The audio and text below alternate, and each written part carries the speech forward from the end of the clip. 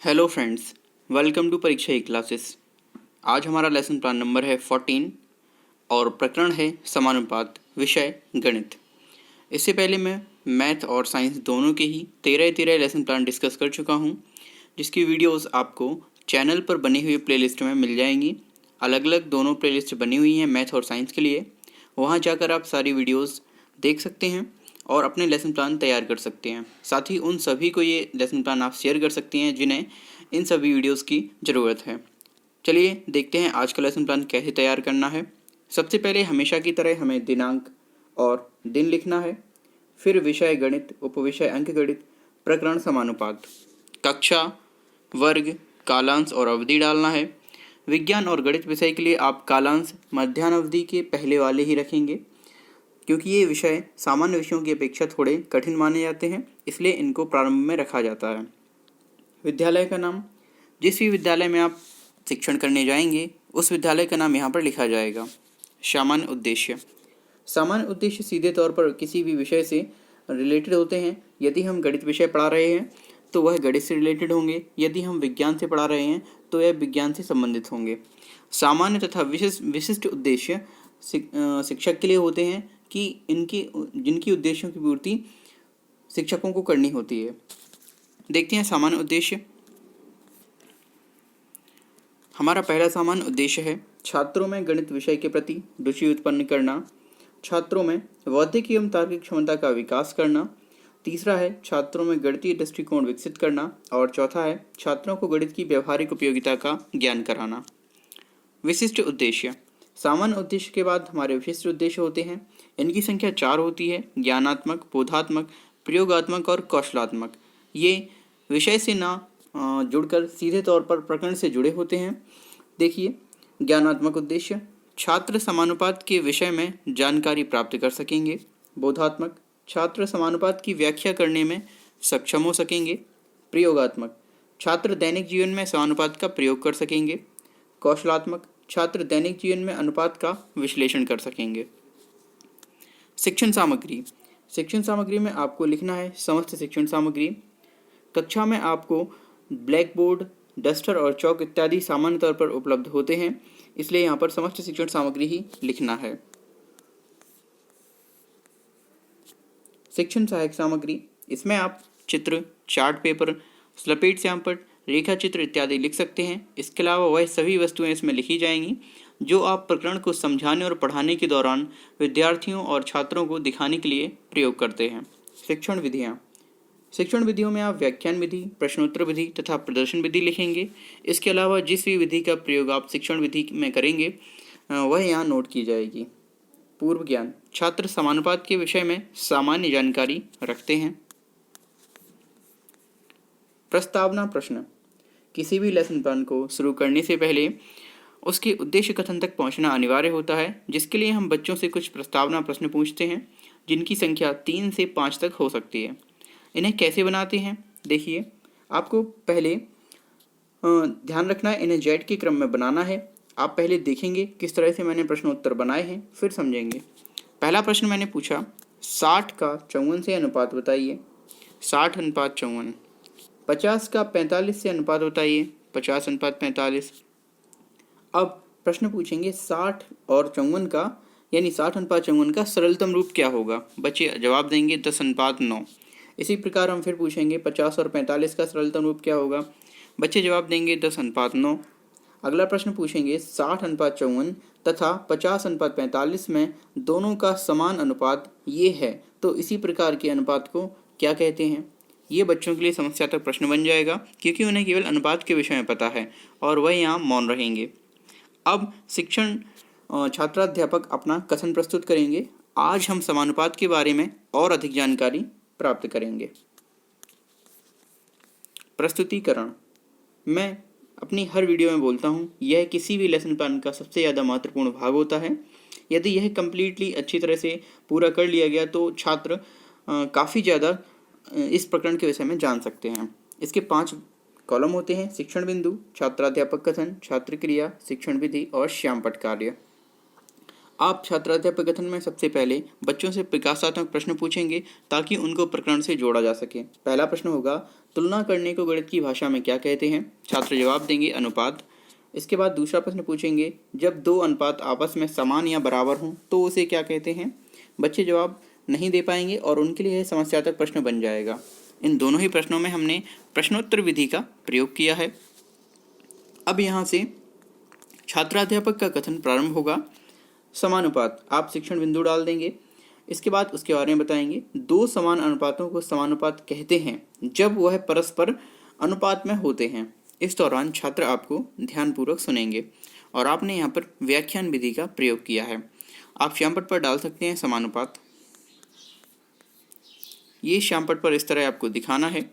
समानुपात, दो अनुपातों की बराबरी को समानुपात कहते हैं। इसे इस चिन्ह से दर्शाते हैं। 9:30 तथा 15:50 को अनुपात में लिखें। तो इस तरह आप उनको समानुपात में लिखें। समानुपात में इस तरह लिखकर दिखा सकते हैं। ये समानुपात का साइन है। प्रथम अनुपात ये हो गया यहाँ पर 9, दूसरा अनुपात है 30, तृतीय अनुपात है 15 और चतुर्थ अनुपात है 50। सरल भाषा में दो अनुपातों की बराबरी को समानुपात कहते हैं। छात्र ध्यानपूर्वक सुनेंगे। व्याख्यान विधि का यहाँ प्रयोग किया गया है। समानुपात को प्रदर्शित करने के लिए हम चिन्ह इसका प्रयोग करते हैं, जो मैं बता चुका हूँ। आप श्यामपट्ट पर भी इसको बनाकर दिखा सकते हैं।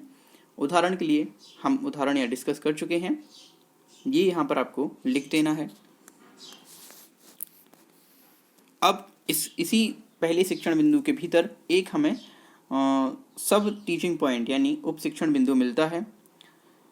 समानुपात की अवधारणा, चार राशियां या संख्याएं या फिर पद समानुपाती होते हैं जब पहले और दूसरे का अनुपात तीसरे और चौथे के अनुपात के बराबर होता है। कैसे? जैसे एग्जाम्पल है 1:2 समानुपात 20:40, यानी 1:2 के बीच में जो अनुपात है वही अनुपात 20:40 के बीच में है। छात्र आपको ध्यानपूर्वक देखेंगे और सुनेंगे। आपने यहाँ पर व्याख्यान और प्रदर्शन विधि का प्रयोग किया है। ब्लैक बोर्ड पर आप समानुपात की धारणा डालकर यह एग्जाम्पल दिखा सकते हैं। बोधात्मक प्रश्न, प्रथम शिक्षण बिंदु पढ़ाने के बाद क्या प्राप्त हुआ, बच्चों को यह जानने के लिए उनसे कुछ प्रश्न करेंगे। पहला प्रश्न है, सरल भाषा में दो अनुपातों की बराबरी को क्या कहते हैं?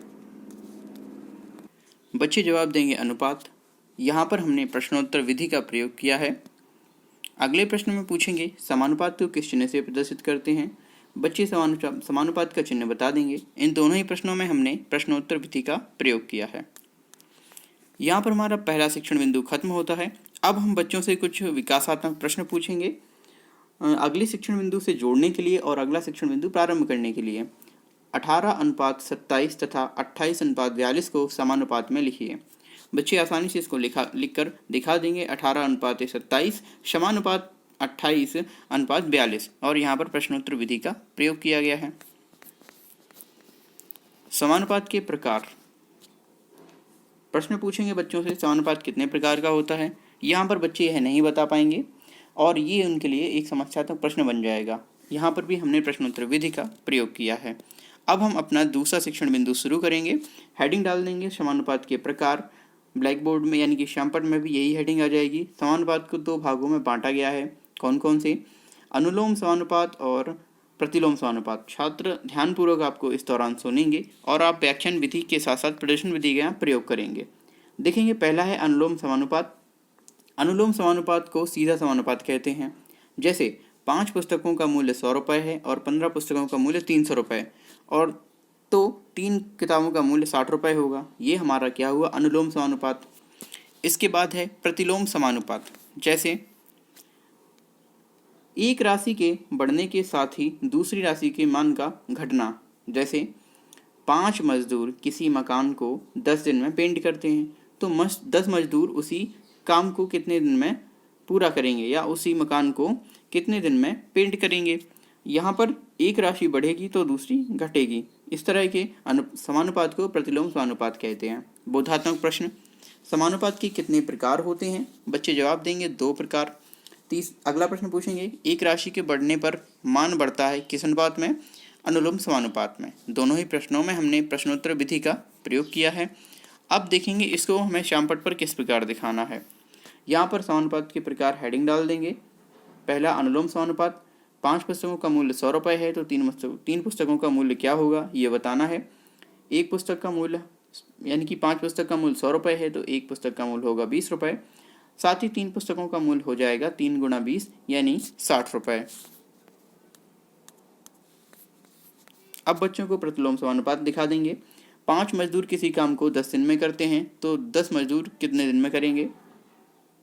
5 मजदूर 10 दिन में करते हैं तो 10 मजदूर x दिन में करेंगे और यहाँ x की वैल्यू 5 हो गई, यानी एक वैल्यू बढ़ेगी तो यहाँ पे दूसरी वैल्यू का मान घटेगा। ये हमारा प्रतिलोम समानुपात हो जाएगा। यहाँ पर हमारे दोनों ही शिक्षण बिंदु कंप्लीट होते हैं।